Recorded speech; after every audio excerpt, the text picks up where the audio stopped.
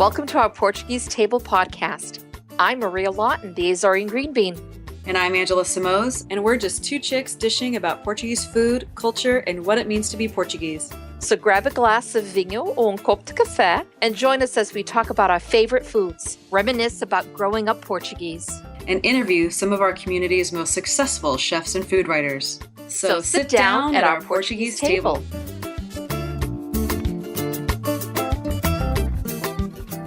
Bom dia, Maria. How are you today? Bom dia, Angela. How is everything out in the West Coast? Everything is actually finally feeling like winter, I will say, for California. Yeah, I mean, I don't want to rub it into the East Coasters who have had a pretty brutal snow, and rough winter. But it's finally a little chilly. We got some rain, and I love winter, so it's good. Let's say, how chilly is it, Angela? Oh, you really want to know? Let me check. Yeah, I want to know. I want to know. You tell me. Let's check real time. Okay, at the moment it is 57 where I'm at. Oh, I will take 57. 57 sounds awesome. Yeah, so, we need a jacket. But anyway, and everything is great out here. How about over there? Well, we've gone through that deep freeze of stuff. And today we're having a little reprieve and having some thawing out. So everything is like melting a little, but we have like a really thick layer of ice, and it's going to take a while. It's going to take a while for it to go away. And, this is the first year that I actually thought to myself, I think I would like to be in warmer weather in the wintertime. Oh. This is the first year ever that I've had this. But, we're talking about the weather here, but we have an amazing guest with us today, don't we? We do. So we talk a lot about not only Portuguese food, but Portuguese culture, right? Music and art and textiles and lots of different things that we like, right? Yep. And so today's guest is our first, I would say, expert or guest that's focusing on art. Portuguese art. And so very excited to have her. So let's welcome Ana Miranda, who is the founder and director of the Art Institute in New York. Ana, welcome. Thank you very much for having me. Happy New Year to all of you. Happy New Year. Now, I met Ana, oh my goodness, I think it's a couple of years ago, Ana. I don't know if I've been one of your groupies. Let's put it that way. Because I met you the first time was in Fall River, and it was Rita Red Shoes. Oh, yes. That was a very interesting concert, and it was, at the time, it was a challenge. We didn't know what was going to come out of it. Yeah. And we were working with Pedro Carneiro, the consul at the time in New Bedford. Yes. And also with Michael Benavides from Portugalia Marketplace. Yeah. And we had several talks, and we were a little bit scared that people wouldn't like it, or that they thought that it would be too different of what they were used to. Right. And I always had this thing in my gut that we had to give them other stuff beyond Fado. Yes. We have to show them other shows, other artists, and I'm pretty sure they're gonna like it. And Rita she's adorable. She talks to everybody. She's very warm in concerts. She's an amazing singer and composer. So I was sure that Rita was going to be a hit. But we didn't know until the end, because also the venue didn't want to offer any invitations at all. So people really had to buy tickets. And at the end, we had 200 people in that show, and it was amazing because the women, they brought red shoes or a red dress, and it was really, really amazing. Oh, it's funny, and that proved our point that people are also open to other things. Right. And it's funny because I was at Portugalia, and Michael Benavides had said to me, Maria, are you going to be going to the concert? And I'm like, okay. I really had not heard of Rita Red Shoes before. And I said, yeah, if my husband and I can make it, we'll absolutely buy tickets and we'll get there. So my husband, who is not Portuguese, and I are there, and he's expecting, he doesn't know what to expect for music. So we're sitting there, and you're right, it was over 200 people. Everyone was so excited, and it was a nice energy at the Narrows. It was at the Narrows in Fall River. And she started playing, and both my husband and I looked at each other and like, oh my God, like, why didn't we know about her before? And so since then, my husband is a big fan of Rita Red Shoes. And since then, I have been following you in what you're doing and what you're all about. So it was really, I loved it. And that was the beginning of it all, and going, okay, who is Anna? What does she do? And then when finally everything that you're doing, it's like, wow, how come more people don't know about Anna and what she's doing in New York? And of course, then the Portuguese in Soho, but that's a whole other thing. I love that one too. And yeah, so it's just... It's very funny that you're talking about Rita, because at the end of the year, we sent her to Macau and also to East Timor. And so she was there doing 2 concerts, and she was presenting the movie The Portuguese from Soho, because she did the soundtrack. Luis Peixoto wrote the text, but she did the soundtrack. So she introduced the movie. Yes. And she, right after the movie, she was so surprised because I get to see all around the world where we screen the movie. I get to see the people's reaction, and it's always amazing, and it's always a surprise. And there's always stories with something. There was a lady in the audience that apparently was the niece of one of these ladies from Soho, and the woman starts crying in the middle of the movie, and they knew that something was wrong. And then at the end, that's when she found out that it was her aunt, and she had no clue. She went to see the movie without knowing, and then she immediately, when the movie ended, she wrote me, "You cannot imagine what just happened. There was a woman here," and so that's when she told me. And I was like, "See, Rita, this always happens with the movie. It's just amazing how much it touches people, even if they're not Portuguese or I don't know. It's just the way they tell the story, the truth that they have in everything, their fight, their words. It's just so impressive. It doesn't matter if you're not Portuguese. You anyway get the movie. It's with your heart. It's not with your mind." And so, I was going to say, I apologize for just like really roughing it, like all of a sudden talking about all of this without doing what we normally do, Angela. And I apologize for this, because introduce who Anna. We go backwards. No worries. That's how we do it in our institute. We go backwards all the way. Yeah. So I'm like, I really am. I'm like a little kid here right now. Oh my God. So I apologize. I'm going to step back, and Angela, you're going to take over, or else I'm just going to keep going here. No, so I'll just say, I mean, so these are all the things that, you've been doing through the Art Institute, but why don't we talk about how the Art Institute came to be? Because you are the founder. It was your idea, your baby, you put it together. So what led you to do this? And I think our listeners will find that there are a lot of synergies with the philosophy behind what you wanted to accomplish with the Art Institute, to also what Maria and I talk about, which is exactly, offering something different and unique when it comes to Portuguese art and culture. So this all started because I was already living in New York for 3 or 4 years. And I grew up in Portugal. So none of my family lived outside Portugal ever, not that I'm aware of.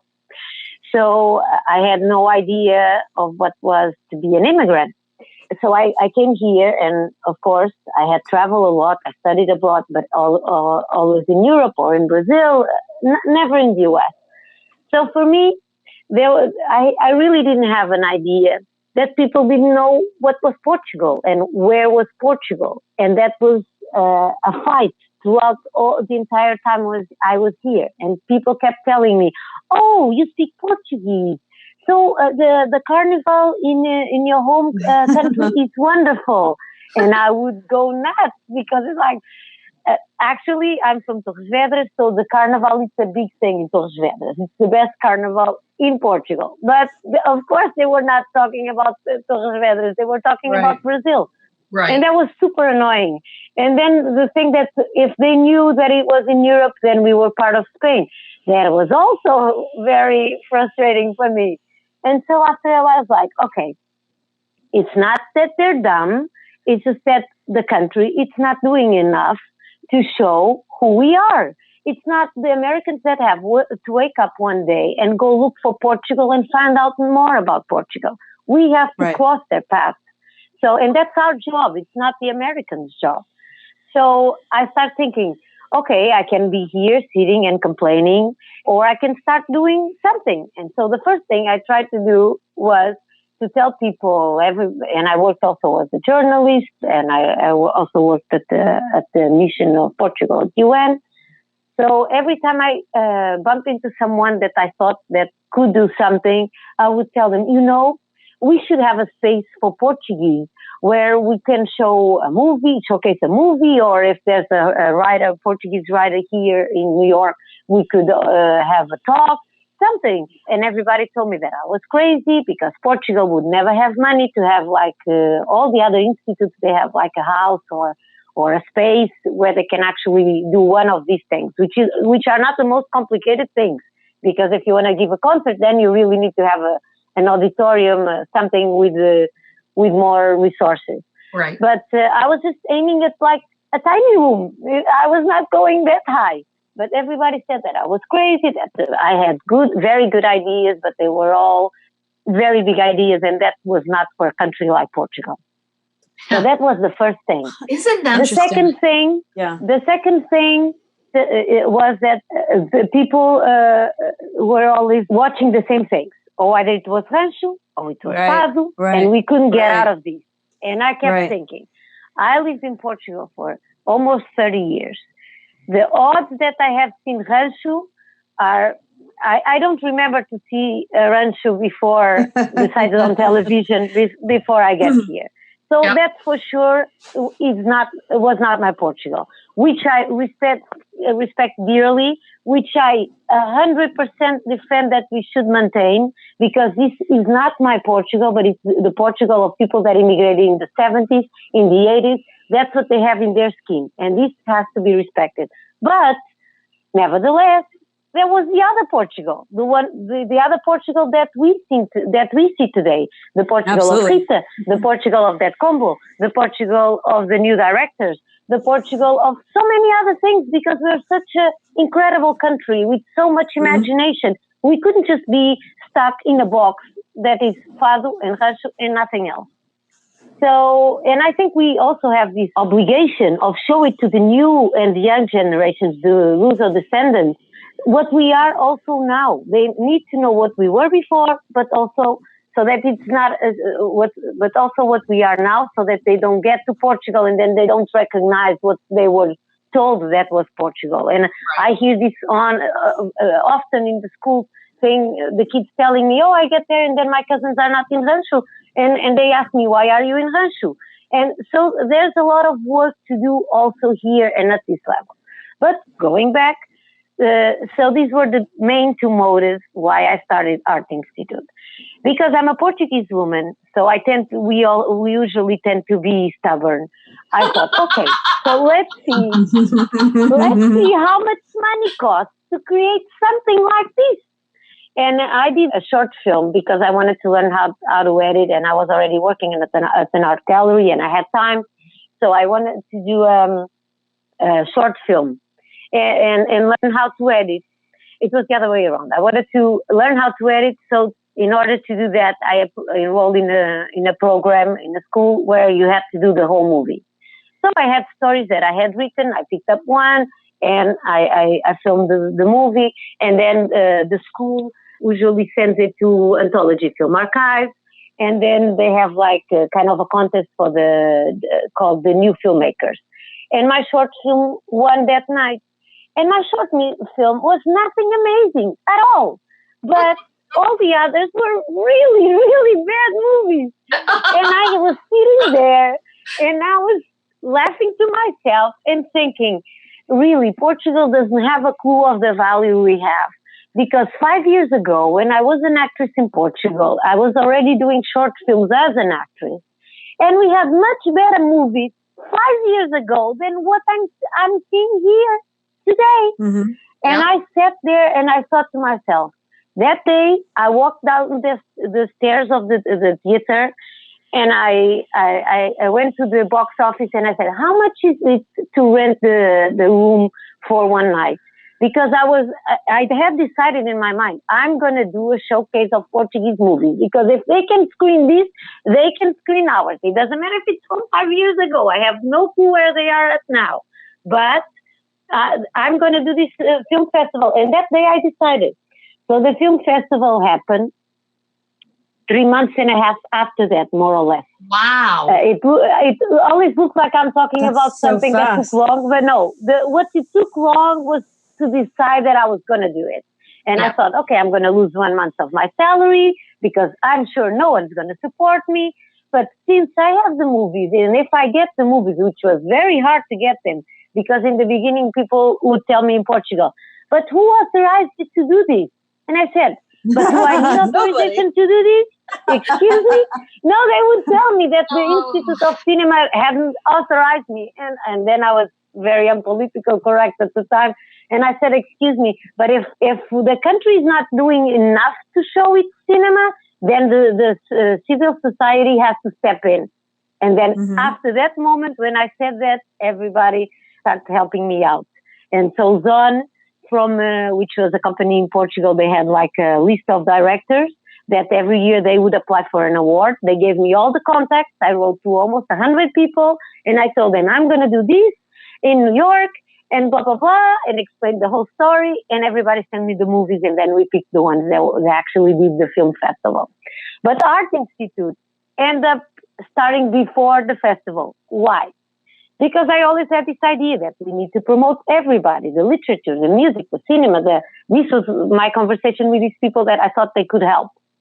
All these years that it took me to get here. So when I decided to do the film festival, I needed a website. So I hired these guys in Portugal, back in Torres Vedras, which are amazing. And then I was already paying them. And then I thought, but why don't I create an online gallery? I know how to film. I know how to edit. Why don't I interview these people that I think that people need to know they are in New York when they are in New York? Why don't I just create something, a larger website where you can actually go to the film festival, but you have other stuff that helps the visual artists, that helps the guys from the literature, that you can have suggestions of Portuguese all over the world. And this was like this simple idea. It was really in my mind. It was just like, I'm already spending the money. Why don't I do something bigger that I can also put the other one? I love it. But that's the beauty of Art Institute.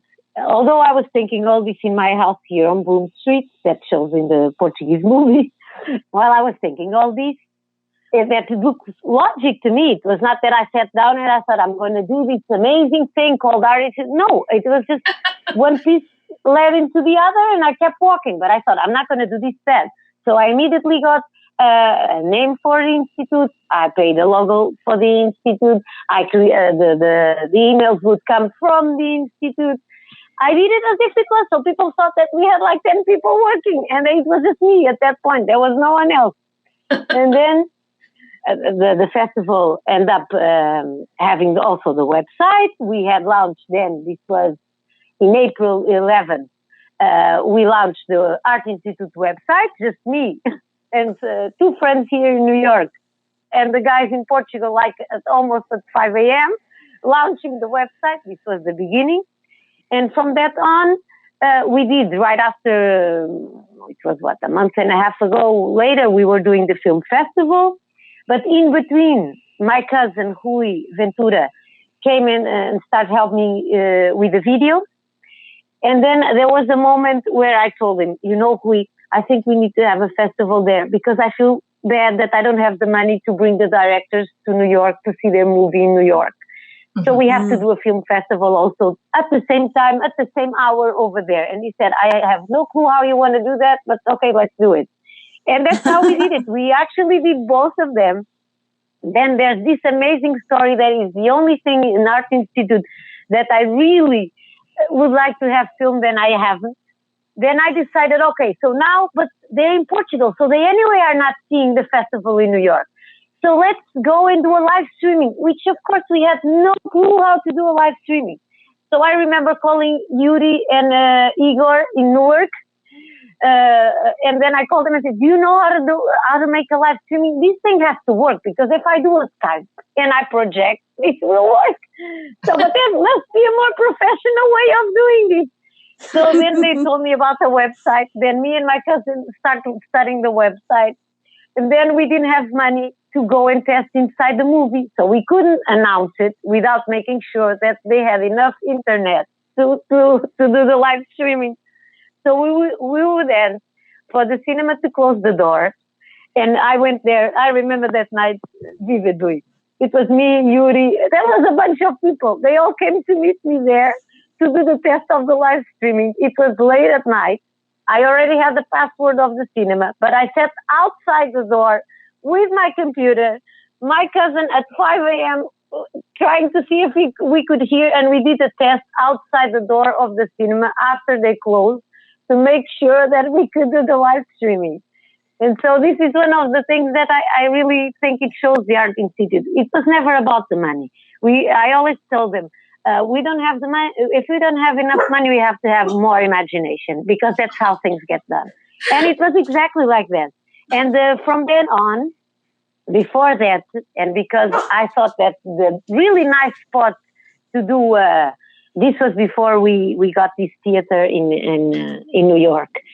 Before that, I wrote to the Parks and Recreation here in New York, because I had $200 to rent a rooftop.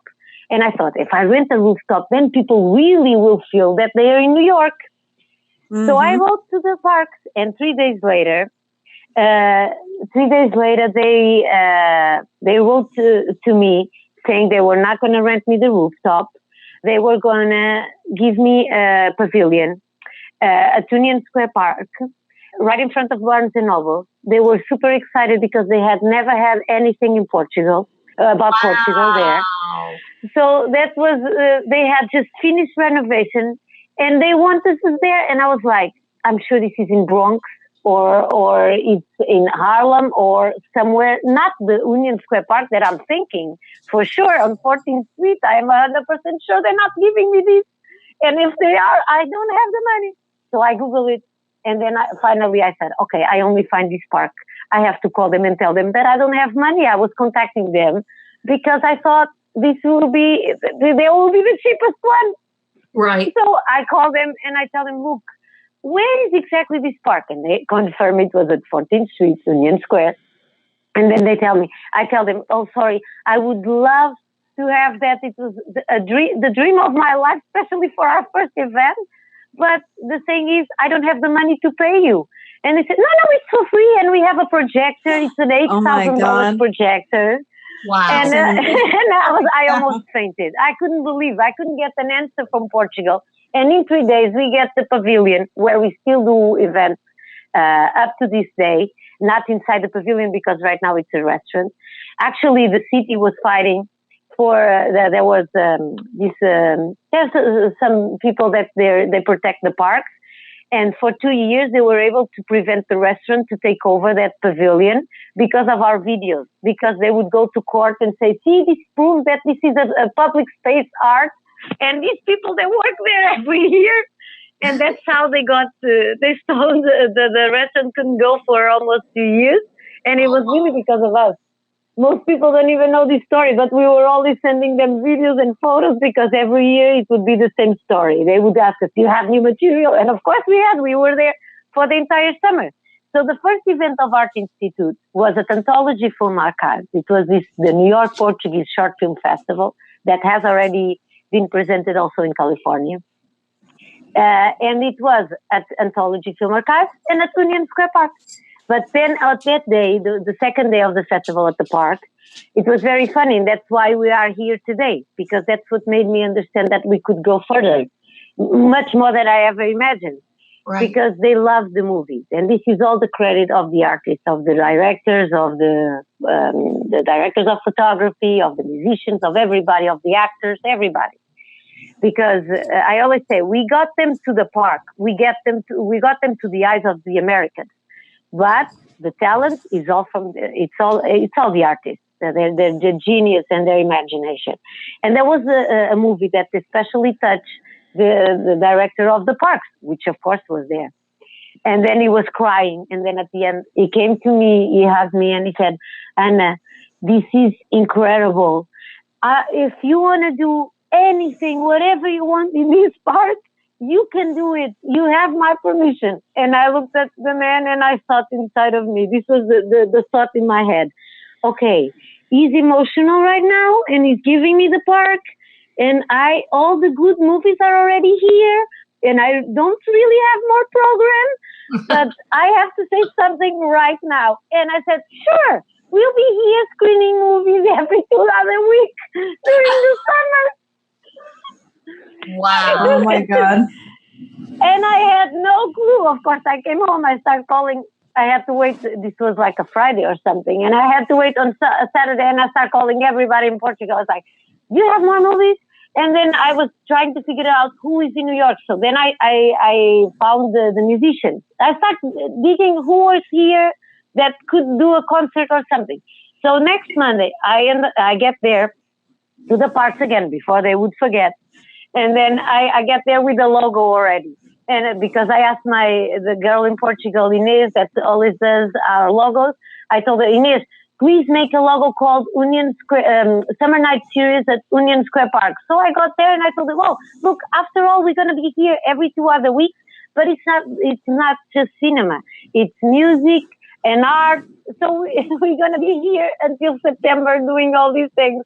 Wow. And in 4 months, we had done so much with so little. And of course, all our friends came. I had no clue how to connect cables. I had to learn because I couldn't hire people. I didn't know how to, I didn't have enough money because it was just my salary on all this. And so I learned everything that I needed to learn in order to, I had to put the movies running, set up the screen, but then all the friends would come and help. And it was an amazing time. For every time I remember about this, it was worth it for all of this. And of course, this was during the summer. And then Pilar del Rio came to our presentation in Portugal the same year. It looks like I'm talking about several months. No, this was one thing after the other. And what year was that, in Anna? June What 2011. 2011. Okay. This was June 2011. And then we did a presentation for the media in Portugal because we were already supporting several projects we had one in Monção, almost in Spain. It was a Portuguese language event. We went there because then we mastered the live streaming and no one was doing live streaming. So we were supporting people everywhere with the live streamings and the interviews and putting it on our website. And so Pilar del Rio, the wife of Saramago, the widow, she came to the presentation because we were supporting this project of the Portuguese language. She ended up there. It was not us that invited her. She just ended up there by chance. And then she told me, we would need to promote a movie because they were running for the Oscars that year. They were trying to get to the short list. So we need to promote this movie. And then I started talking also with the director. And then we came up. So in 2011, this was September, we showed the movie at MoMA and we created an entire week called the Semana Saramago Week that had talks and had the movie and had Noiser, the musician, which is amazing. If you don't know, Google him because it's amazing. And then that's how this started. And then this was September. And in December, I decided, okay, we're going to Brazil. And I contacted a friend of mine there and said, can you get me a theater in Brazil that we can do a partnership because I don't have money to pay them, but do you think we can do that? And we tried to arrange something here in New York for them. And that's how we end up. At the end of the same year, we were already in Brazil. Wow. And that's how everything happened. And nowadays, so now fast forward to 2017, we do last year in 2018, but last year, 2017, we did 120 events. all around the world, 72 cities, 32 countries. And we're still more or less the same team we were in the beginning. So my cousin worked with me until last year, and I have one more person working with me, and we had Constanza for 3 years, and that's how we do it. We get partnerships everywhere. Of course, today we have the support, and I have to mention them, of SWAD, EDP, Institute Camões also has a little fund for us.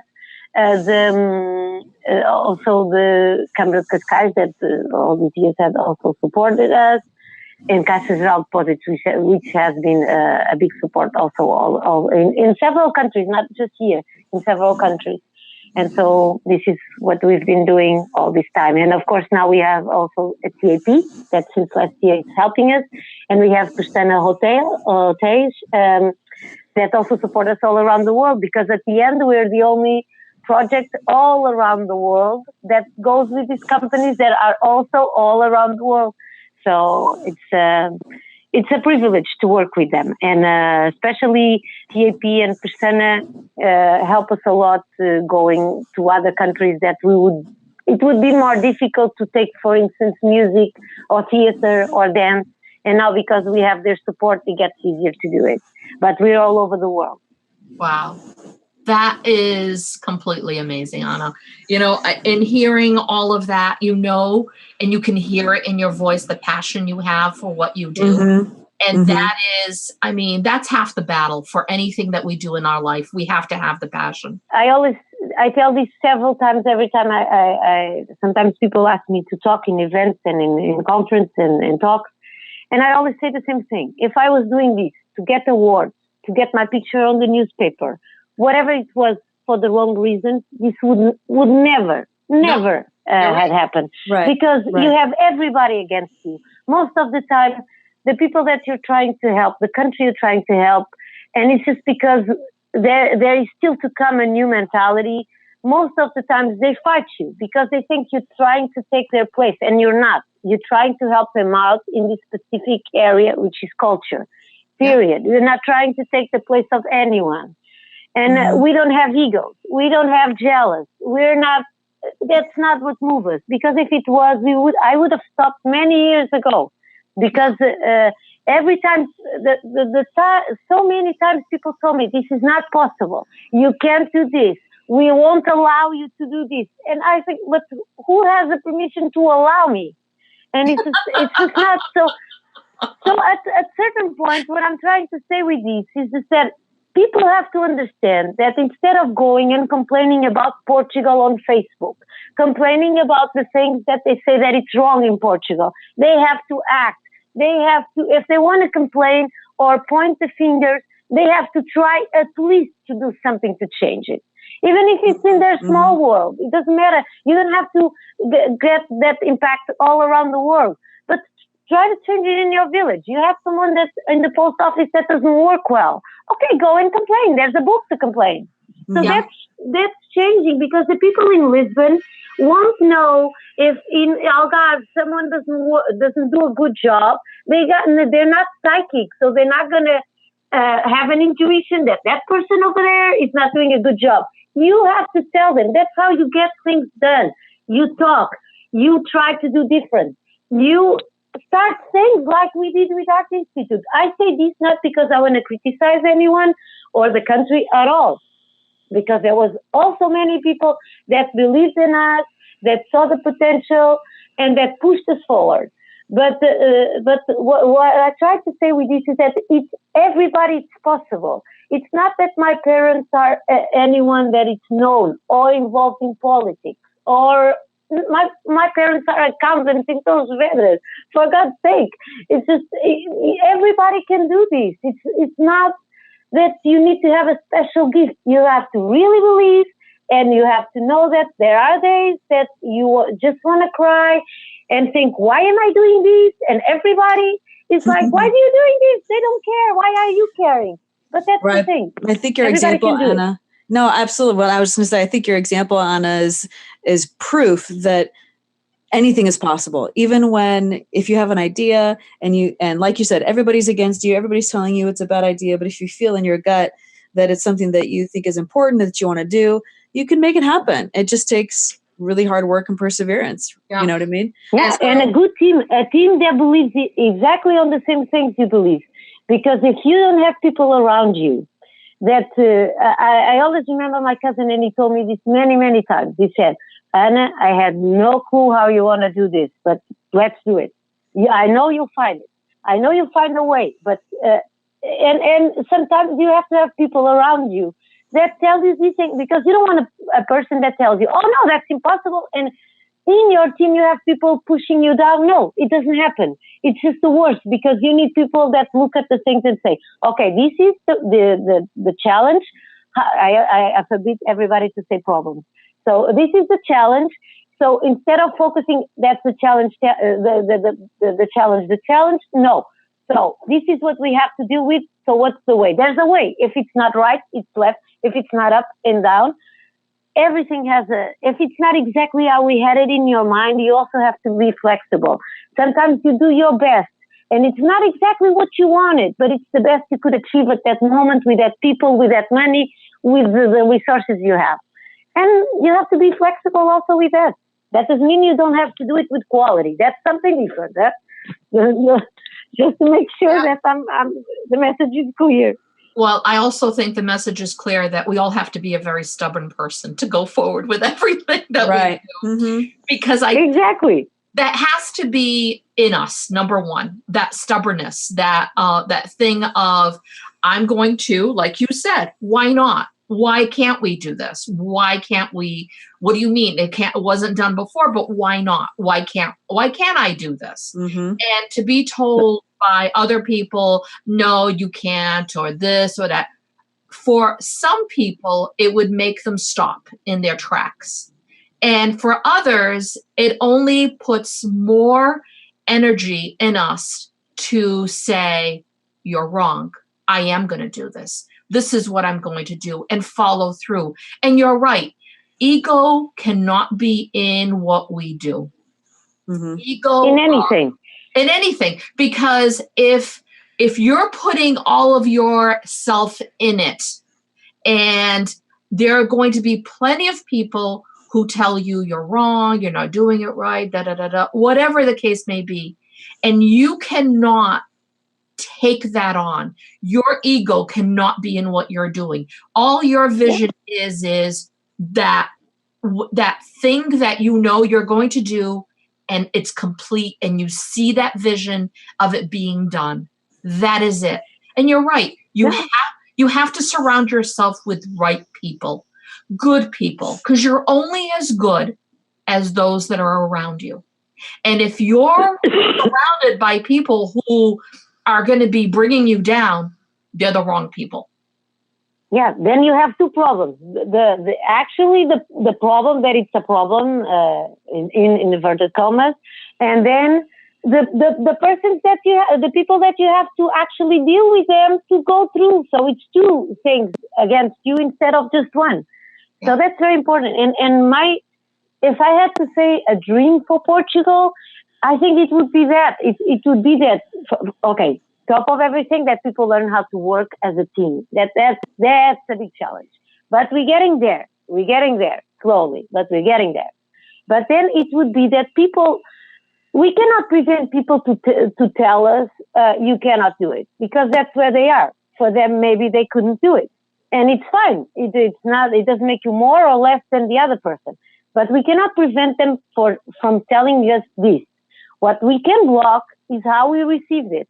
And it's very unfair to ourselves and to whatever we have in our minds or in our hearts, that someone outside of us is telling us what we can or we cannot. This freedom is to choose to do it.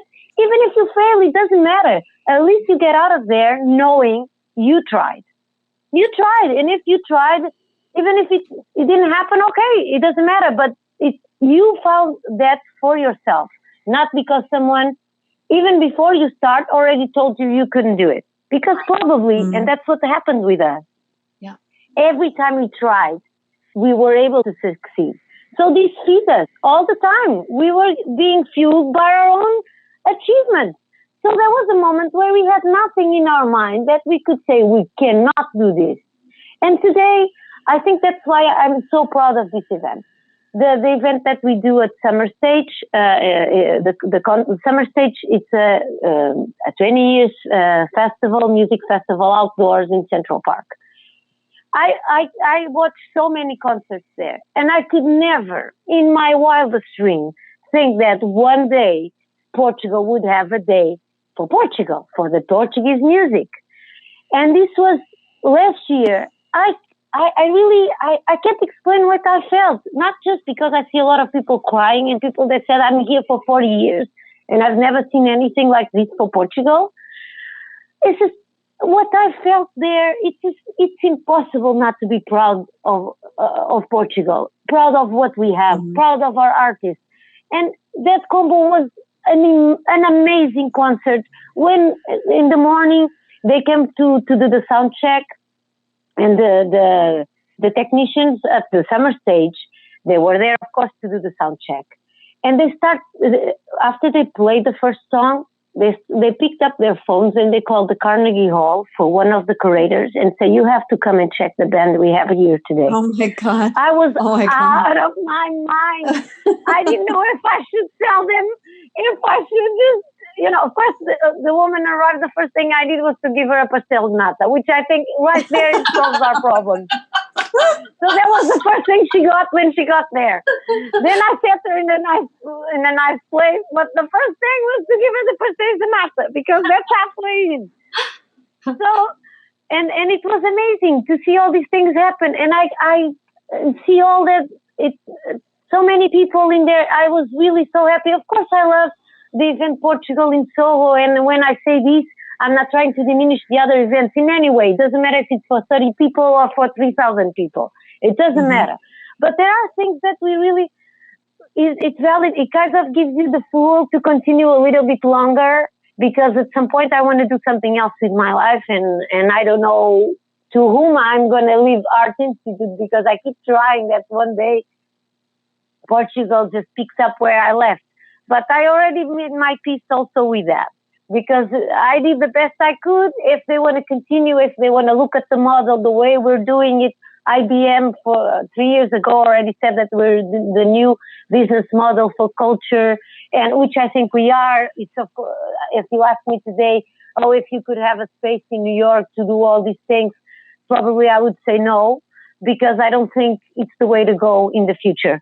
And it's a lot of money, and it's really tough for a country like us. It really is. And we created a business model that works much better. And the others are looking at this. The other countries also look at this, because when we go to the meetings, sometimes we always have to give to tell them our experience, especially if we have American guests, because we're the only ones that are doing it in a different way. We don't have X amount of money from the Portuguese government to do it. We don't have a physical space. I work from my home in New York. So, and this didn't prevent us to do anything. On the contrary. And another thing that I think it's important to talk, because I think this is a homage to all of us Portuguese here. The event that we do, the Portugal in Soho, where we close the streets, that every year is getting bigger. And I think last year was what I had in my mind since day one, but I knew it would take me a moment, although people think that they say I have a lot of energy and that I need to do everything very fast. No, I need to do everything very fast because I know I cannot let the opportunity go. But Right. This event, I knew I had to get the trust of the board that would allow me and give me the permit for the street. So I knew I had to start small. And everybody, and I feel it, people every year saying, "Oh, I thought it would be something different," and I had to listen to that and knowing that I knew I was getting there. I was not where I wanted to be. Last year, finally, we were. But the thing that it stays in my heart. It's one of a lot of Portuguese live there still on Sullivan Street. So I didn't have to have a generator because they gave me the electricity from the buildings. They asked the owners of the buildings, and I didn't have an annoying generator making noise the entire day. So what happened was, and this is the image of that event for me. When I get there to set up everything, because the guys from the tent, of course, arrived half an hour earlier, so it was me and two guys of the tent setting up everything. And then I get to the streets and I see Joaquin, which is one of the people that lives there, and he was cleaning the streets. He was with a broom cleaning the streets. Oh, how wonderful. And that moment, and I said, Joaquin, what are you doing? And he said, oh, I'm cleaning the street. I said, no, that I can see. Why are you cleaning the street? No, please don't do this. I feel bad. And he said, no, people are going to come. And we have to have this organized and clean. And this is so much Portuguese, so much. And this is so much who we are. He was there at 6:45, cleaning the street because the people were going to come. Yes. And this, for me, that's what counts. And that moment, and I look at me and I think, sometimes my mom is always saying, I don't know how you are so tiny and you carry all these things back and forth without an elevator, up and down. And it's this moment, like Joaquin, that moment I knew, I'm going to learn right away how to put this stand up. And it was because of them, because they really worth it. Every little thing we do, they worth it. Yeah, that's beautiful. So you've already done so much, Anna. I dare ask, what's on the horizon? What's next for Art Institute? Will there be any food events? Have there been any food events? Yeah, well, there is this one, but I usually don't do it because there's sometimes other events and the restaurants also try to promote. So for a long time, I felt like besides having the pastel de nata and the wine, there was not much more that I would do because I have events where I can actually do receptions.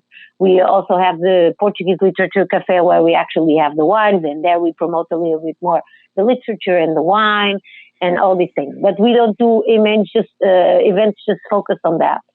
We had a nice idea for that, but TAP is already doing it, so thank God that they're doing it because it's less work for us. But which is with the new chefs, which is TAP. TAP is already promoting the new chefs and all these things, so it's less one event that we have to deal with. And they're doing it very well. But on this event, the Portugal in Soho, we always have Portuguese food, and that's something that we want to work maybe a little bit more together with the literature. We would think that would match very well, and we're going to have an app soon, and that might be one of the things that might be linked to that app.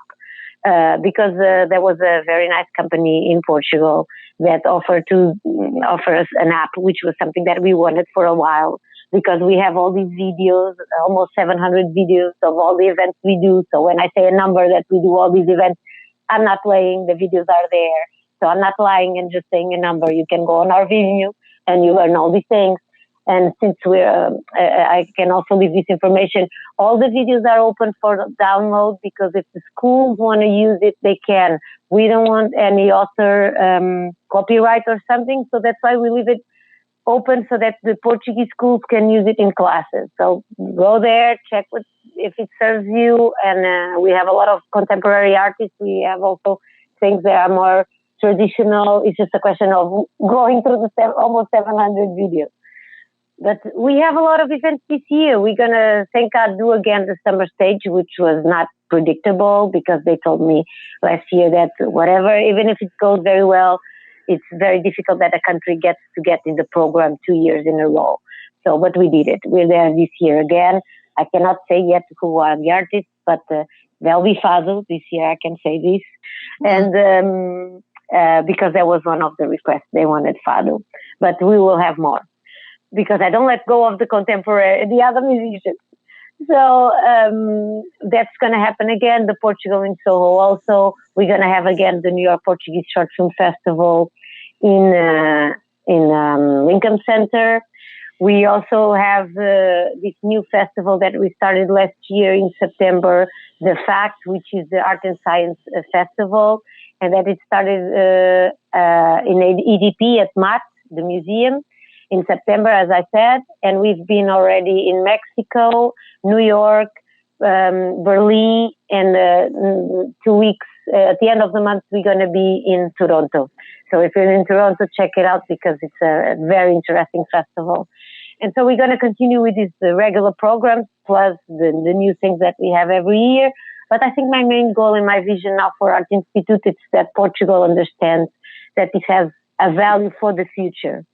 I don't want this to die with me. I didn't start this to be good to me. And it doesn't matter if they can do 100 and something events. If they do 30, it's already okay. Because it would be much easier for us just to do 2 or 3 events per year, the big events, and then the rest of the month, I was just here relaxing and preparing just these 3 events and doing all the things around the world. But that's not what I believe in. I believe that we are here and Portugal is here because we talk about this every month. Every month there's 1 or 2 or 3 events or whatever it is. But it's not just 2 or 3 times per year. That doesn't help. That helps that day and the 2 days after. It doesn't help for what we want, to have a brand. It doesn't help for people to know more about us. So it has to be, as we've been doing, systematic and sustainable. And of course, it's much more work. It is. And sometimes we know we're doing an event for 30 people. I know. And it's hard and it's painful. It is. But I believe that this is the value of what we're doing. It's not just doing it 1 time per year. Oh, yeah, it's a huge event. Great. And that's it. And then it's just great in June. We're all great in June. And then after June, there's nothing else. Portugal only exists in June. Right. No. Right. So that's why I fight this so much. And California also has a new consul. She also reached out to us already. And I hope this year we can go there with more things. And I hope that one day we screen again, because we did already at Berkeley, but we have to screen the Portuguese in Soho over there. Because I'm sure it's going to be as much moving as it is in all the parts in the world. Oh, it hasn't been shown in California yet. It has been shown in Berkeley, but inside university, not outside. Oh, so this is something for us to do, Angela. Yeah, it's definitely. Absolutely. I'm already putting work on. I'm already giving you work. I don't know if I'm to this already. I really loved it. I really, truly loved it. And I wasn't even aware that community even existed in New York. And when I saw it airing, because it did here in New Bedford. And again, my husband and I went to it, and it was really a beautiful event. It was really nicely done. Definitely needs to be shown in California. No, Yeah, I'm down. because Yolinda already helped us, because we work there in California with Yolinda. She's amazing. She's a big supporter, and so we screen it at Berkeley. But we would like to show it also in San Francisco or somewhere else. Yeah. That people the want challenge. us to go. Yeah, I mean, as we've talked about before, the challenge with California is that it's such an expansive community that even if it were in a public theater in Berkeley, you still miss a whole contingent of the population. Exactly. Right? So you have to hit That's multiple. what Yolinda told us, that there was a lot of people that wouldn't go there. Yeah. So that's why I think it's a pity that they don't know about us, about the Portuguese from Soho, which I am one of them because I also live here. But I always say the true ones, the original ones, because this is all dying right now at this point, this story, because we have now, there used to be 750 families here, and now if you have 50 people, it's too much. That's why I do this event in Portugal in Soho, because this is a way of setting food, saying we were here as the Italians, because people know about the Italians, they don't know about the Portuguese, and they were here. The Italians would rent the club of the Portuguese to their party, and this is an idea that it just blows my mind. How is it possible that we know everything about the Italians here, and they were doing stuff in our clubs, because we used to have 3 clubs, and it's incredible how it's really it's a feature of the Portuguese. We don't really show off. We don't make a brand out of everything. No, we don't. So, and the Italians are perfect on this. Congratulations to them, because they're really good. So, but that's why we do the Portugal in Soho, so that people know about this, so that it's a way for us to, I was trying to co-name the street, but they don't allow to do these Little Portugals or this, which was not Little Portugal, it was the Portuguese street. But they don't allow us to do this anymore because the laws have changed, and now if it's the name of a person, they let me do it. But if it's not, and I'm not going to create a problem here choosing a name to put on the street. So, but that's why we were doing this event. We were trying to leave a footprint here, because they deserve it. These people, the Portuguese that were here, that fought, that built this neighborhood. That's one of the things.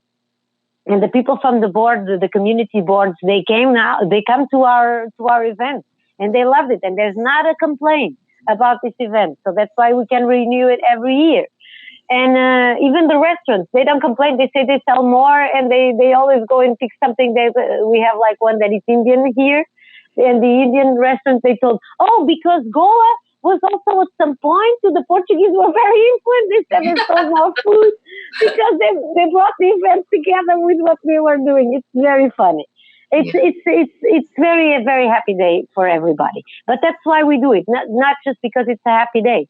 So it's because we want to promote the heritage of these people. And now we have a book almost ready with the story. It's the story also of the movie, but a lot of things that we couldn't use in the movie and that we don't want to let it die, because this will die. This is a story that in 10 years, there will be no one here to tell it. Because some people will be almost 100. So it's unlikely that they're all going to be here to tell the story. And Maria already died, the owner of the main building, the 550 Broome Street, where most of them arrived, and they came here when they arrived. So there's all these things, is that we don't want to let it die. So we're trying to get funding for this book, which we don't have yet, but we have the book almost ready because we want to make sure that at least the book is ready, and we'll manage to print it somehow. But that's the reason why, because this cannot die with us. This cannot die with Art Institute or with me or the people that actually made this story. Right. So we're in this fight right now. But my biggest dream for Art Institute that someday someone continues this. If not, okay, I did my part, and I can complain about Portugal if they don't do things I like. But I did my part. Right. No, exactly. I say this as a joke, and let me underline this because people sometimes don't understand my sense of humor. But but I would like that this would continue because I think it would be crucial for Portugal, and we have all the seeds and the structure and the partnerships. So this would be crucial to continue. I think it's a no-brainer. I think we all get to the point at one point. And it's important to know that, because we could have a passion, we could do all we can, we put everything in it, but then we reach a point where sometimes it's time to go somewhere else, to back away from it, to move on to another point and part of our life. Because we do, throughout our life, we do reinvent ourselves. Just because we've created something doesn't mean it's going to weigh us down. And I get that. But the government, the Portuguese government, whether there's the art part of the government that oversees the art, if they don't see this as an importance of continuing all of this here in the United States, as well as all throughout the world, as the importance that it has, I can't see how they cannot see how important this is and be wanting to help in taking it over or helping it even expand even more and to be able to do more with their resources that they have, with the money that they have. I can't, it's a no-brainer for me for them to take but over. It's complicated, and a lot of people have helped, and a lot of people have pushed us. And for instance, Vasco Rato, he was incredible with us since day one. And when one time we gave him an award, not him, to Floods and to Caixa Geral Deposits, that they got an award from us, like a thank you at the end. And I will never forget his words. He said, and we have it even on a video, where he said, when I met Anna, she told me, I'm going to do this and this and this. And I looked at her and I thought, no way she's going to do that. And he went there and he said, and she proved me wrong. That's when I started crying. And he said, all the time she proved me wrong. But he's one of these people that if I'm not doing something right, he's the one that comes in and tells me, and he always asks me, where is my dollars? And blah, blah, blah. And I have to explain everything to him. And this is, but this is the kind of people that we rely, because I told this at Paco's event that it was not about the money. And it's not about the money. And it's not because some of the people were there. It's really because sometimes you have it in your gut. You know that it's going to work, even if everybody tells you the contrary. But it's not that. It's just sometimes it's good to see that there's someone that is understanding your vision and what you're doing. Mm-hmm. And it took a while, but now there's a lot of people and more. But the thing is, for this to continue, it has to be structured. It cannot just be some people understanding and trying to support, or some ministries understand and they want to try to push forward. It has to be something structural. Otherwise, it will die anyway. Mm-hmm. It has to be something that the country really wants to continue. And it doesn't matter who started. That's what I always tell them. It doesn't matter who started. It will matter who will continue, because I didn't choose to do this. I came to the US for 3 months. I was going to do a workshop as an actress, and then I was going to move to Brazil. I'm here for almost 12 years. So I had no control in my life. I didn't choose to do this in my mind, not that I sat down and I just saw it, and I was seeing the way and the path, and I continued walking, and one day I woke up and it was this. It was this art institute. You know what? You're saying you didn't choose it. So did it choose you? You know, it took me a lot of hours on my shrink exactly to understand that. Yes. Because I kept saying to I have a past life therapist in Portugal. And because I love these alternative things. I love it, and that's what I want to do in the future. And when I'm no longer on Art Institute. But the thing is, I always laugh because I left today. At the time, it was really, in 2011, it was really something for my mind. I kept telling, but everybody could have done this. And she said, Anna, no, that's why you did it and the other people didn't do it. I said, no, but they could have. They just didn't put the effort on it. And she said, Anna, no, it was you that had to do this. And it was, and I said, but I didn't choose. There were so many other people that are so much capable, even more than I am. And she said, no, it's you. You did it. And she still tells me a lot of times that I don't acknowledge that I did this. Yeah. And I kind of understand what she did, because I'm talking about something that it's not related to me. But it's not because of that. It's not because I don't sit down and I want to own this. And that's why I don't have this feeling. It's not for a bad reason, or that I don't care, or no, it's not about that. It's really because I'm just doing it. It's there. I see that it's possible, and I do it. Period. Well, I'm not really thinking that much. With art, no one can own art. So you're right.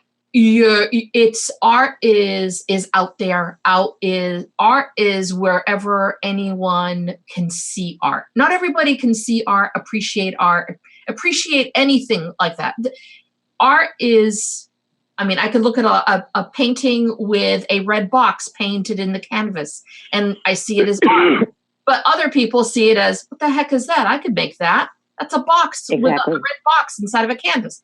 So the question is, can you repeat that box? Correct. On the canvas. It's one thing for us to be able to do it and saying, well, I didn't choose this. So why is this? It chose you. You had to do this because you saw it. You felt it deep down inside in your gut that something needed to be done in a certain way. And there were plenty of other people who've also looked at the same thing, but didn't have that passion, didn't want to go through that hard work, didn't want to get all those no's. And maybe they got a few no's and that made them stop. And there's the difference. There's the difference, Anna. The difference, you're not going to take no. You're going to listen to your gut. And because Angela and I have these conversations all the time. It would have been very easy for me, as well as Angela, to work a 9-to-5 job somewhere, get paid, get benefits, do all of these things instead of working for ourselves and doing things that we want to do. And there are some moments or there's some days where I'll call Angela and go, what the hell was I thinking of? Why did I leave my 9-to-5 job to do this? Because I'm going crazy right now. But the reason is we have to do it. It's something that chose It's us. beyond us. It's beyond Yes, us. And absolutely. but I think about this. I said this so many times to so many people. Like, but why me? Why I didn't want this? I didn't want. And of course, it's just because you don't feel like you chose. You were doing that. It's not something like you go to that college or no. It's life. And I believe that life has a way. And I believe that before Art Institute, I had several jobs.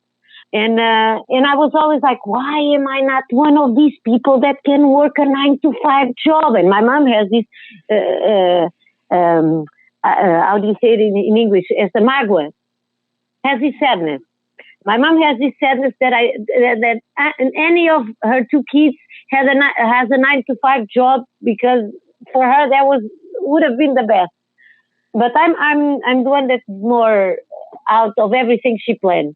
But at the end, what I see from this, and the way I see it, is that there's a plan for us. There's nothing you can really do. You can change one thing or the way you get there, but you don't. There's something bigger in your mission, like a mission that you have, something you have inside of you. That's why some things you want and they don't happen, and others you don't even want, but they're in a way, and you have the tools to do it. So it's the same thing. And at the end, everything is right. So that's why I was saying this more, because I think that maybe in the future and one day in many years, probably what I will be, I want to be a therapist. That's what I want to do. So I know life has that thing for me. I understood it already a while back ago. Yeah. But it's not the time yet. But I understood that is in my path, the same way Art Institute was. Yeah. And I remember when I was having all these jobs, the day that I made peace with all that, because I would settle down in one job and I would start like, oh, I'm getting happy here. Oh, there's something missing. When I have this thing that there's something missing, I know I have to move on. And it's just like, I'm not choosing, it's just something. And I remember the moment I finally understood Art Institute, what was it all about? The whole thing all those pieces that I didn't think through, but I put it together in the beginning. That was the result of all the jobs that I felt like pushing me. If I hadn't passed through all of them, I couldn't have done Art Institute that I could do. You're right. You're all the tasks I knew how to do them. Yeah, because I passed through, I had experiences that led me to that. And in that moment, I made peace with all those things. All of them. Yeah, and like you said before, you learn what you need to learn. I mean, and you learn along the way, but you're right. You couldn't do what you did now unless you had gone to that class that you went to and you made that short film, that you won that award. It all began from there. In 2 years, I was doing it was more than 2 years, but the past 2 years before Art Institute, it was really already paving the way for the path I was thinking. I had no clue I was going on that path, but I was going, and that was the goal. And that was the moment I had it clear in my mind. And that gives you also a strength and knowing that, okay, I have to do this. And the moment I think I understood and I stopped fighting that it had to be me doing this, I think that's when this really started jumping, and that's when I quit my job, because for a long time I was I was paying everybody except with my salary on the gallery. So I was working I had 2 jobs. I was sleeping 4 hours. The first 2 years I slept 4 hours. I think that's why today I can't sleep much because of that, because before I could. But anyway, the only thing that still annoys me sometimes, and sometimes when I say these things that I didn't think it through, I just want to underline, I didn't think it through the beginning of this. But then all the path of the way, it was not, as people like to say, I'm very energetic. And this, of course, they never say to a man that he's energetic. Men, they have other characteristics, but they're not energetic. But what I want to say with this is that the beginning, I didn't sit down in my office and I decided I'm going to do this way to get to this point. But then I was intelligent enough to understand where to go. It was intuitive enough to have the gut feeling to know it's this way, although everything is pointing out to the other way. But it was not by chance. It was hard work, and of course, I'm energetic. but that was not because every time that people say that, oh, she's very energetic, I get this feeling like she doesn't sleep at night, and so she decided to do this, which is not true. I sleep very well. Not much, but I sleep very well. But I tend to notice this. A man is never energetic. A woman is energetic. And why can't a woman be smart enough and hardworking enough to be able to achieve this? Right. And Pilar, for many years, she tell me this. Oh, there she goes again with the woman thing. And today I can understand. I can relate to some things that she said. And then it's not that I think that men are against us. On the contrary, I always say this: our worst enemies are not the men; it's us. We still don't know how to protect ourselves, and we still think we're competing with each other, and we're not. And until we don't understand this, we have a big problem. It's not about the men. There's problems with men, of course, but the biggest issue is us among ourselves. Yeah, so, I agree on that. You know, I never like blaming stuff on others. You have to own your own stuff because God only knows none of us are perfect. And I don't like to compare, and this is just something personal. I don't like to compare something and go, oh, you know, if I was a guy, things would be different because you know what? I like being a woman. Yeah, but they'll be different for better and for worse. That's the thing. There's a balance. There's a balance, and I like who I am as that. There's a lot of things that women are able to do and possess and whatever that men can't. And you know what? There are some things that men can do that I really don't want to do. So exactly, you have to be very happy in your own skin. And not make excuses because you're a woman. I cannot stand that. Exactly. But there's a lot of work to do until we can team up, let's say this way. We still have work to do. And I think that one of the ways of changing this, sometimes it's really point this out. Because even last year, Angola invited me to go to Washington, and I participated on a debate. And everybody was going around, but no one was really saying it. And it was this thing about the men, and I was already feeling sorry for all the men that were there. They were there because they really wanted to listen. So it's not a point. Those are not the men that need to be changed. They're not the ones that are there to listen to us. And then at some point I said, no, you know, but the big issue is that we have to deal with each other differently. The people that create me more problems most of the time are women. They're not the men. Well, everybody was clapping and then the lady said from the embassy, it's true, we were all here. We all agree on that, but everybody was scared of saying it. Yeah, but we don't have to be scared of saying. We have work to do. It took us a long time to be where we are. So we had other more urgent tasks. But right now we have to the next step is this. I was even commenting today with a friend, because now the French ladies, they did a movement against the Me Too, which is a totally different subject. It's not what we were talking about. It's this is a more deep concern. But how can we already got into fights with the French, with the Americans and the French, and now everybody's on Facebook saying, I'm more the French way, I'm more the American way. Women, this is our problem, all of us. It's not. That's right. We're not going to create already. And men don't do that. They can hate each other, but if they have to stick together, they stick together, and that's what we didn't learn yet. Yeah, but we will. Well, you know, the thing is that's something that I think Angela and I both feel the same way, and this is again conversations we have that don't get recorded, and maybe we should record them. But when we talk about, you know, helping each other, because no one gets to anywhere by themselves. Well, and you're not born knowing everything. It's about the human race. It's helping each other because we're all humans and we're all trying to do something. If it's a good cause, we all should help. It doesn't matter if you're a man or a woman. The bottom line, the bottom line is this. Yeah. But right now it's like with gender, everything has a gender. Everything has, and sometimes I'm scared to talk about this because I'm not sure if the message gets through. But it's at the end, it's a step for the young children or the young women that are listening to us, that they can also understand, well, maybe it's going to be harder because on TV it's all about this thing that it's going to be better. It's Oprah said a new horizon or a new day is rising. Okay, maybe I wouldn't go that far in that sense because I don't think we're at that point.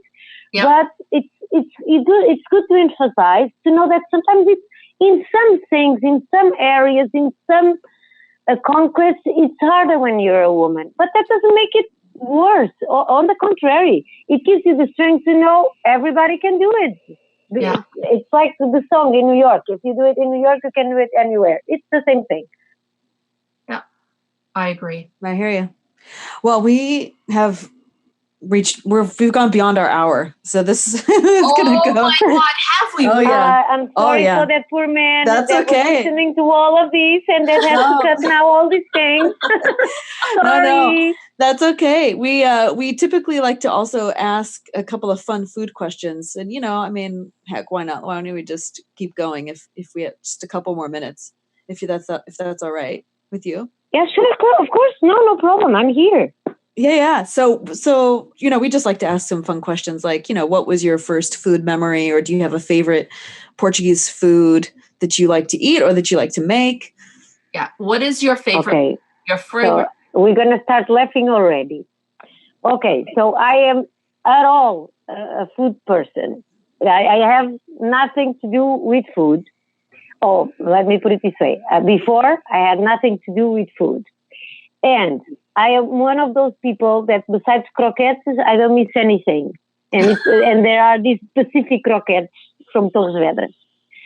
But 2 years ago, something happened. I didn't got the explanation for that one. I think I have to keep walking to understand this one. I start cooking because I didn't even cook anything. And I used to say, doing art institute is super easy. But really, to fry an egg, it would be very hard. I don't have the skills to do it. But now apparently I cook everything. My father doesn't even believe it. He asked my mom, did she really make that? Because I hear him whisper on Skype to my mom, did she really make it? So it's very fun. So now I'm actually now a good cook. So I can tell you what was my first memory of food in two parts. First, because the first one that I really recall was in 2015. That's the first one. Let me put it this way. So it's not that long ago. It was in a Portuguese restaurant. Can I say the name? Yes, absolutely. So Minibar from Avilés. The first time I went there, it was mind-blowing. I loved it. And I still go every time I go to Portugal, and I recommend everybody because you really have that. It's an experience. It's not just tasting food.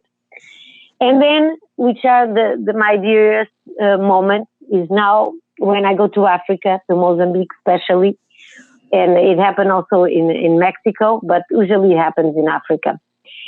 I think it's because their pans are very old. It tastes like the eggs that my grandmother used to fry. Mm. Yeah. And that's very emotional for me because the first thing is the smell. And I keep saying to the people, the first time I was in shock, I was like, it smells like my grandmother's eggs. Yeah. And I said, do you think this is going to taste like my grandmother's eggs? I was out of my mind. I even called my mom. And then the egg came and it tasted exactly like hers.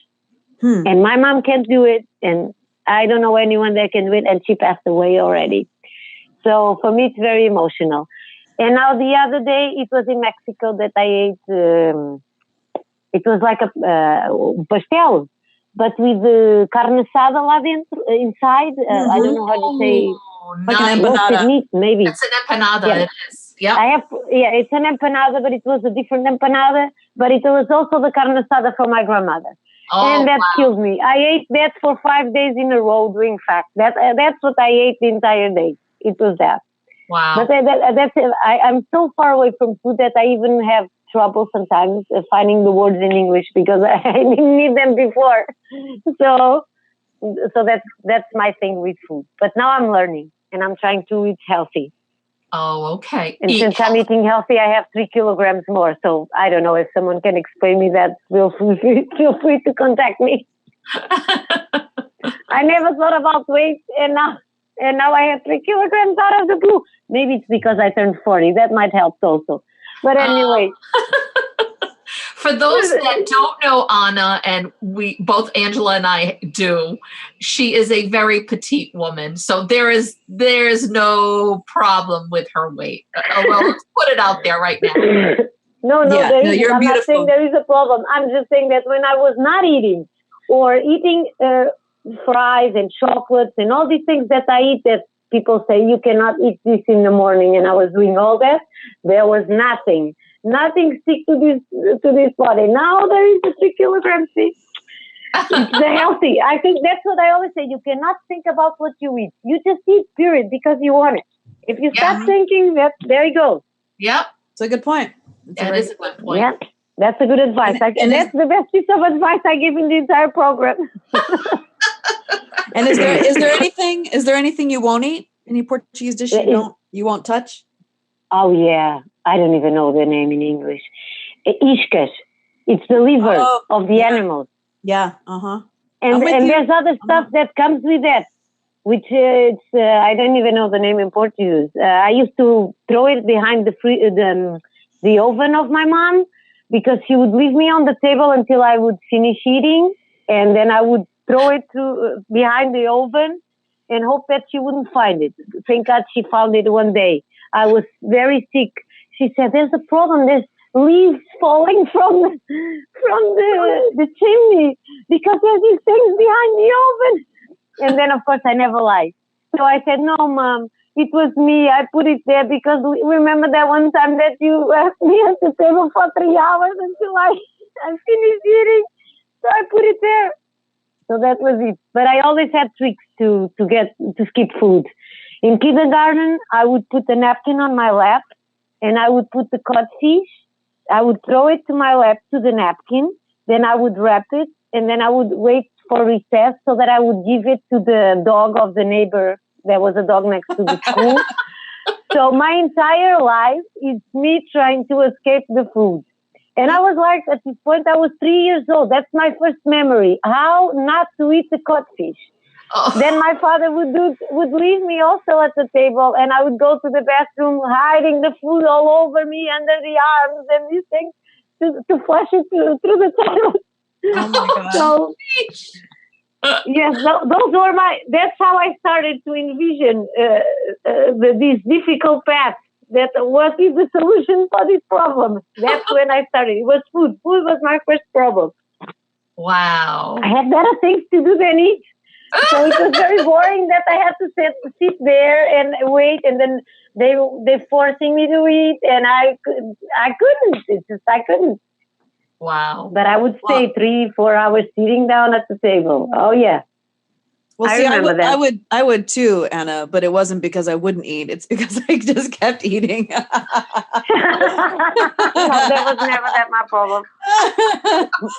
I couldn't.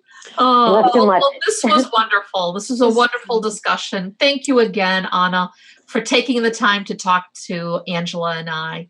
I know we all know how busy you are and all that you're doing, and we're very. No, but this is also important. It's also important because we have to show our example so that inspire other people and that other people do better than we did. Yes, absolutely. And we'll include the website for the Art Institute, both in the show, like the show notes and our blog posts that we do, so that if people want to know about upcoming events, they can go to your website and sign up for your newsletter, because it's important to support the events too, because if you don't have an audience, then exactly, that's what I said. The day that there's no more people coming, then I'm not doing anything. That's it. I don't need to continue, because if there's not people to watch it, just to promote the artist, I can do it in different ways, not in this one. Sure. Yep. So. All right. Well, I think that's a wrap. And so thanks, like Maria said, thank you so much, Anna. We will be in touch for sure. And we hope to see you at an event. Definitely let me know about California and what we can do out here. It's a big state. We got a lot of things to do. So Yeah, no. And if you need my help with anything, please let me know. I'm always here and I help everybody. Unless if it's for a good cause, I always help. Awesome. Well, I might be talking to you later privately. Okay, yeah. Let me know. Whatever you guys need, let me know. I'll be glad to help. All right. Excellent. Thank you so much, Okay, Anna. thank you. Have a great day. And thank you already. to that poor man that is still here in use. Yes, Scott knows more about the Portuguese culture than he ever thought he ever would. Yeah, I hope he doesn't have nightmares after this. No. No. All right, Anna. Thank you so much. Okay, thank you so much. Thank you, and Happy New Year again. Happy New Year. Now, is she a force of nature or what? I love her energy. She's like, I could sit and listen to her. I mean, she could talk forever, but I could sit and listen to her forever. Well, she does have the gift of gab, but I think we all do. In this podcast, we all do. We all do. You know what? For those that don't know her, she is, I'm short. I'm only 5'2" on a good day. She's tinier, shorter than I am, tiny little thing. She's about half our size. Yeah, she is just a dynamo. I love her message. I mean, and I wasn't saying a whole lot because like I agreed literally with like everything she was saying. And so I just kept saying, Yeah. you know, there wasn't much interviewing back and forth because she was, this is who I am. This is what I do. This is what needs to be fixed. This is what needs to be done. Let's go. She's like the little Energizer bunny. I know. Anyway, I hope our listeners enjoyed it because she's energizing and awesome to talk to. So, and a true proponent of manifesting. I mean, just putting out this is what I want to do. And then all of a sudden the right people, the right things, everything falls into place, and that momentum, and knowing to keep with that momentum. And she's still on that momentum. And I can see she's getting tired and ready to move on to something else, to some other greater thing. Yeah. Well, and if anyone out there wants to get involved, definitely let her know. Absolutely. Get in touch. So like I said, we'll include the website in the show notes and in our blog post. So, but with that, I think we need to wrap because I think we set a record with this podcast in terms of length for sure. So thank you. Thank you everybody for sticking with us. All right. Até a próxima, querida. Até a próxima. Thanks again for listening to our Portuguese Table podcast. If you haven't subscribed yet, you can do so on SoundCloud or iTunes. And all episodes can be found on our website at www.ourportuguesetable.com. You can also reach us at feedback@ourportuguesetable.com with comments, questions, or suggestions. Até a próxima!